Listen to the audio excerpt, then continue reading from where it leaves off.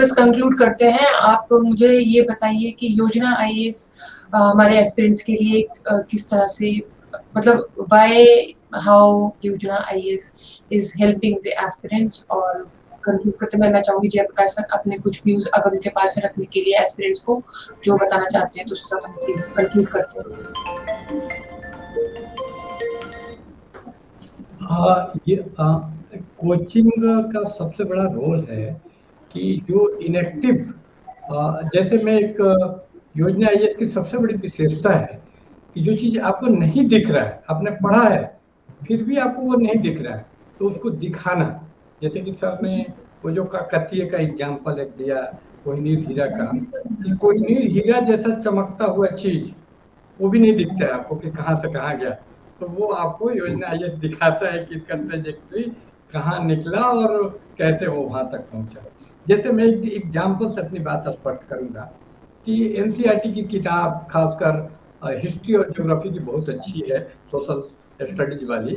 तो उसमें हिस्ट्री की किताब है जिसका नाम है आवर पास्ट। तो मैं अक्सर स्टूडेंट से पूछता हूँ कि इसका नाम आवर पास्ट क्यों नहीं, पास्ट क्यों है, प्लूरल में क्यों है पास्ट, तो क्या हमारे बहुत सारे पास्ट हैं? तो मैं ज्यादातर स्टूडेंट को पाता हूँ कि उसने कभी ध्यान ही नहीं दिया कि ये प्लूरल है। ज्यादातर लोग तो नाम ही पूछेगा, नहीं बता पाएंगे कि एनसीईआरटी की हिस्ट्री की किताब का नाम है। जो बता भी पाएगा वो कभी ध्यान नहीं दिया कि आवर पास्ट लिखा हुआ है।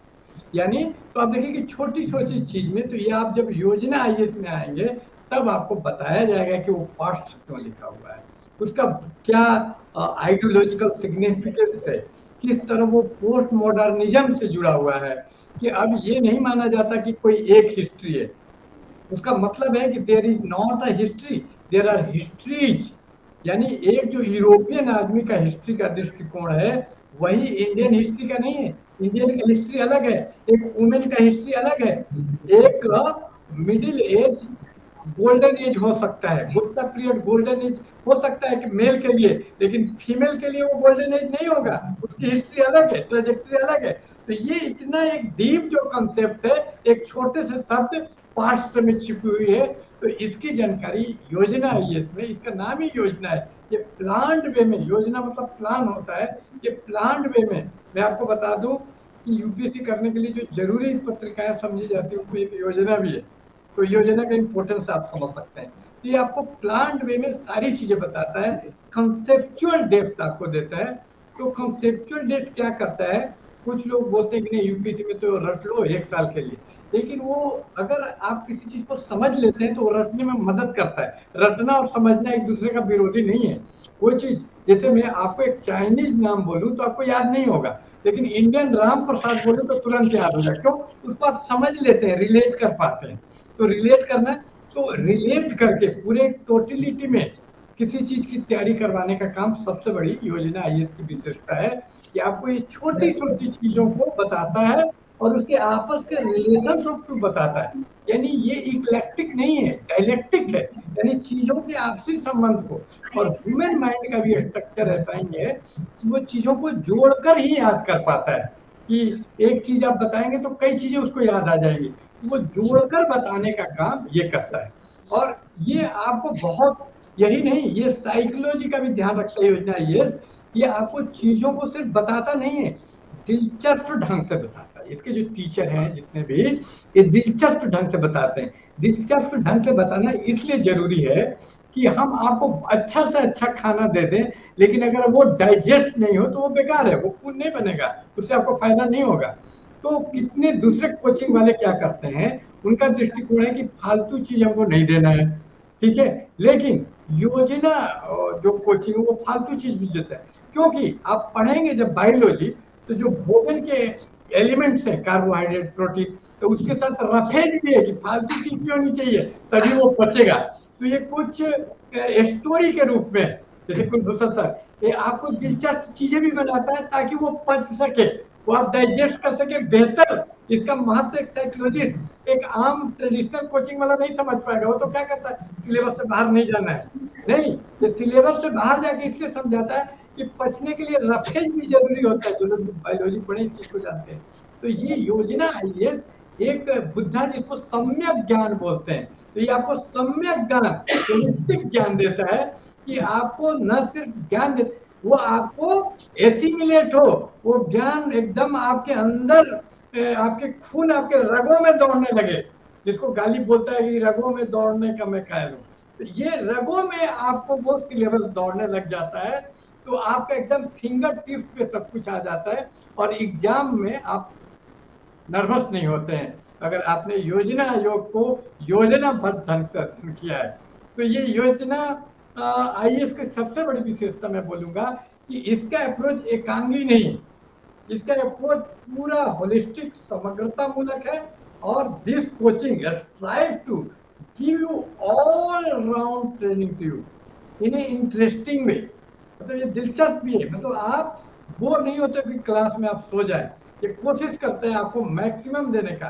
तो मैक्सिमम देने में सिर्फ, यानी ये बाकी कोचिंग में सिर्फ टीचिंग के आर्ट को ध्यान में रखा जाता है, जिसको पेडागोजी बोलते हैं, साइंस ऑफ टीचिंग। लेकिन योजना आईएएस में साइंस ऑफ लर्निंग यानी मैथमेटिक्स का भी ध्यान, ये मैथमेटिक्स पे भी ध्यान देते हैं हम लोग स्टूडेंट्स के, कि लर्न तुम कैसे करोगे इजीली। एक बेस जिसका जीरो है उसका भी बेस योजना आईएएस बना देता है, क्योंकि लर्निंग प्रोसेस, लर्निंग भी एक आर्ट है। ऐसे सारे कोचिंग लर्निंग की जिम्मेदारी उस पर छोड़ देते हैं स्टूडेंट पे, योजना आयोग पूरी जिम्मेदारी आपकी लेता है, आप कैसे लर्न करेंगे इसकी भी ट्रेनिंग देता है, कि कैसे पढ़ोगे, तुम रिवाइज कैसे करोगे घर पे जाके। तो ये जो योजना आईएएस क्लासरूम से भी आगे स्टैंड है, ये आपके घर तक इसका क्लासरूम पहुंचता है, कि घर में आप कैसे बैठेंगे, कैसे तैयारी करेंगे, घर में आपकी डिसिप्लिन क्या, कितने घंटे पढ़ना चाहिए, इसकी भी ट्रेनिंग देता है। तो ये एक आपके घर तक इसका क्लासरूम पहुंचा हुआ है, इसकी सबसे बड़ी विशेषता है। It stand over to your. इसलिए एक सब नट सेल में मैं कहना चाहूंगा कि जो योजना आईएएस है, ये आपको ये इनर्जेटिक बनाता है। सबसे पहली बात, इनर्जेटिक आपको मोटिवेट कर देता है, क्योंकि आपको लाख पढ़ा दिया जाए लेकिन आप मोटिवेटेड नहीं है तो उसको ग्रहण नहीं कर पाएंगे। ठीक है, तो इसको इलेक्ट्रिकल इंजीनियरिंग में बोलते हैं पावर फैक्टर, कि जितना पावर गया उतना पावर हम तक नहीं पहुंचता है, उसका कॉस थीटा ही हम तक पहुंच पाता है। तो कॉस थीटा जितना बड़ा होगा उतना ही, तो योजना जो हमारा आईएएस है उसका कॉस थीटा में 0.9 नहीं है, मैक्सिमम पावर को एक्टिव पावर बना देता है, और मैक्सिमम जो आपको ज्ञान, यानी आपकी मेहनत बेकार नहीं जाती। आप इतने घंटे, अगर 2 घंटे आप इसके क्लासरूम पढ़ते हैं तो 2 का 2 घंटा आपको फायदे वाला होता है। बाकी कोचिंग में क्या होता है कि 2 घंटे में आधे घंटा सिर्फ वो आपको काम की चीज मिलती है, जिसको उसमें भी बस आधी घंटा में 15 मिनट आप उसको ले पाते हैं। ये कोशिश करता है कि मैक्सिमम आपका जो ऑप्टिमम, जिसको बोलते हैं ऑपरेशन सिस्टम में, ऑप्टिमाइजेशन ऑफ द लर्निंग, ये योजना आईएएस है। ऑप्टिमाइजेशन ऑफ द लर्निंग, आपके लर्निंग को ऑप्टिमाइज कर देता है, क्योंकि इसका नाम ही योजना, ये प्लान वे में चलता है। ये ह्यूरिस्टिकल टेक्निक पे विश्वास नहीं करता, अंदाज वाले पे कि पढ़ा रहे हैं वो अपने मन से अंदाज से बेहतर सीख रहे नहीं। Each and everything is well plan, pre determined, पहले से भी मैप दिया हुआ है। ये गूगल मैप है सक्सेस के लिए पहले से, और आपको बताता है कि इधर से जाएंगे तो इतना टाइम लगेगा, इधर से जाएंगे, ये आपको अल्टरनेटिव भी देता है कि आप कैसे कैसे पढ़ सकते हैं, उसमें आपके लिए बेस्ट क्या। सर वैसे तो आपने सब कुछ बता ही दिया है, मैं 2 चीजें केवल इसमें जोड़ना चाहता हूँ कि the faculties that we are having at Yojana IAS, like they are such intelligent and well aware people that what they are doing is that अगर हम economics पढ़ रहे हैं तो economics, not only the basic economics, in addition to the basic economics, what are the implications of the basic economics? अगर हम geography पढ़ रहे हैं, what should be there in the mapping section, what are the examples? Myself, I'm teaching history, so I'll be teaching history like in story formats. पूरा starting से लेके last तक will be like everywhere you will find stories. Environment पढ़ रहे हैं तो will be the environmental linkages, like what will be the like effects of all these things if you are not like doing these things as per the standards, like standards which have been established. And most important, students are being given here something that is like we are having here something to they can give their feedback. अगर उनके कुछ problem है, they can like on one call their queries, their doubts, their different problems are sorted out. अगर किसी कुछ problems थे तो it is like something student centric. It is something student centric कि अगर स्टूडेंट्स की कुछ प्रॉब्लम है, स्टूडेंट को लगता है कि नहीं ये मुझे दिक्कत आ रही है यहाँ पर, तो वो प्रॉब्लम्स भी those problems are also taken care of at Yojana IAS. So बाकी चीजें सर आपने ऑलरेडी बता दी, I don't want to repeat those things. So over to you Zareen ma'am. Thank you sir, thank you so much, thank you Jai sir, thank you Kulbhushan sir.